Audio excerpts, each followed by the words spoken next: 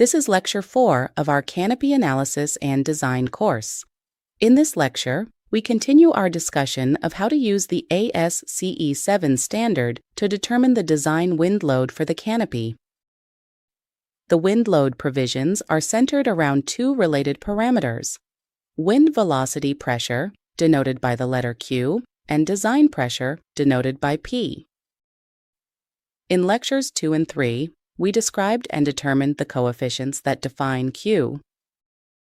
The velocity pressure at the roof level comes out to 1,179 newtons per square meter.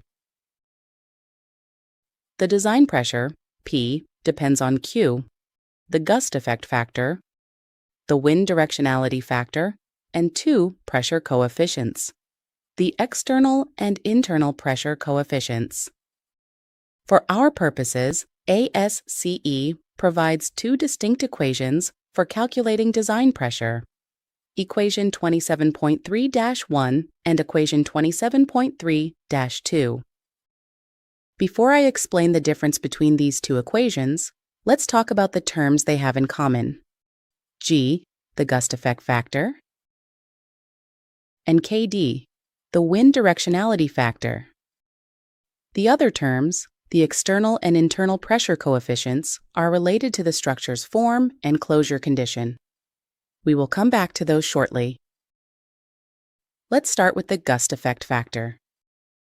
Picture yourself holding an umbrella on a windy day. The wind does not blow steadily, it surges. One moment it is calm, and the next, a gust yanks the umbrella. Now think of a structure exposed to that same wind.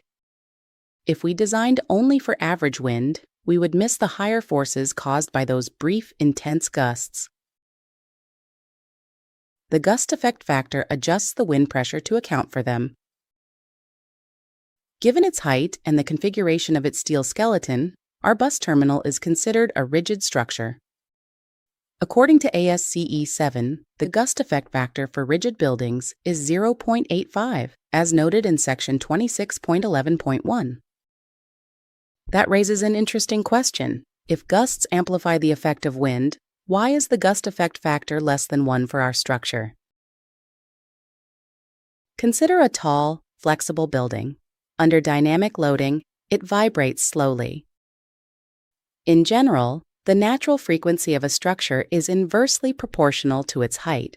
The taller the structure, the lower its natural frequency, and the slower its vibration. For tall buildings, gusts can align with the building's motion, causing dynamic amplification. That is why G can be greater than 1 for such structures. In contrast, a shorter building has a higher natural frequency and vibrates more quickly. This faster vibration tends to be out of sync with wind gusts, making the gust effect negligible for short, rigid structures. Now keep in mind that ASCE 7 defines wind speed as a 3-second gust, not as an average wind speed. That means the gustiness of the wind is already built into the velocity pressure. So, for short, rigid buildings, we use a gust effect factor of less than 1 to account for the fact that gusts have an insignificant additional effect on the wind pressure applied to the structure.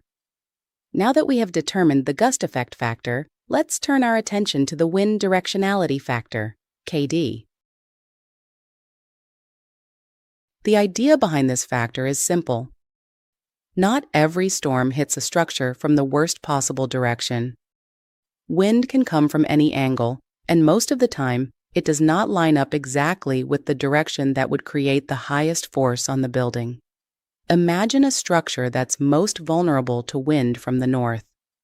While that might be the critical direction in theory, wind in the real world doesn't always come from the north. It may come from the east, the west, or at an angle, directions that might not be as severe for that particular structure. The wind directionality factor, KD, adjusts the design pressure to account for this. It reduces the load slightly to reflect the fact that the maximum wind speed is not always expected to occur from the direction that would produce the most severe effect on the structure. Now, that raises a reasonable question.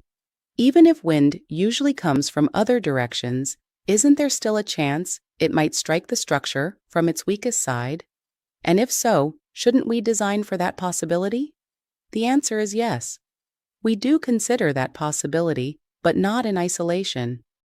The ASCE wind load provisions are part of a broader design framework that incorporates conservative wind speed criteria, load factors, resistance factors, and load combination requirements.